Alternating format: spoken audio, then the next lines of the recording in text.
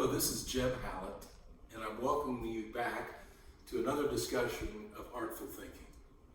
Artful Thinking has 6 steps, and these are steps that you can use to look at art or look at life.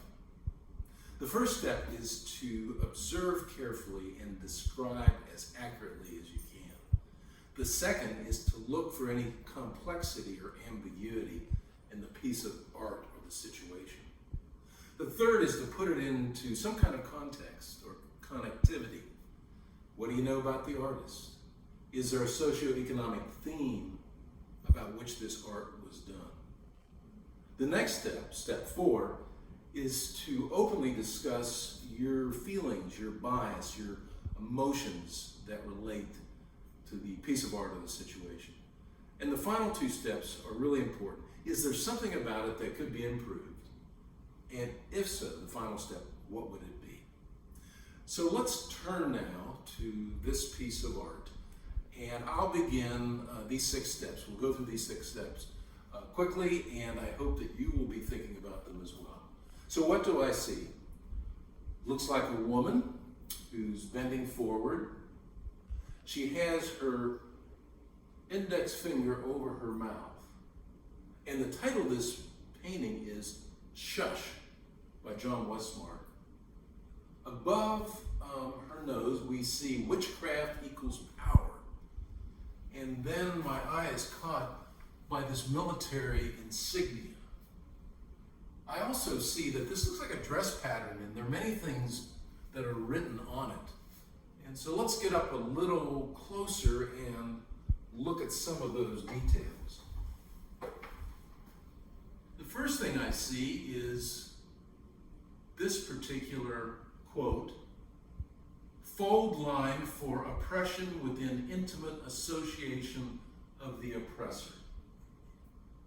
And then this caught my eye, and it may make this X-rated. There are very few jobs that actually require a penis or a vagina. And then finally, I look at the background. This background is dark up here, and this background down here is a beautiful, almost Florentine type of tile. What's the ambiguity or complexity about this? I think in my mind is this related to the way women have been oppressed or treated in war by soldiers? Maybe it does.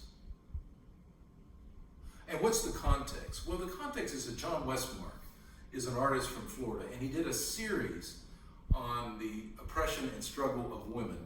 And he decided to use dress patterns and then to take quotes from various writers and put them into the pattern.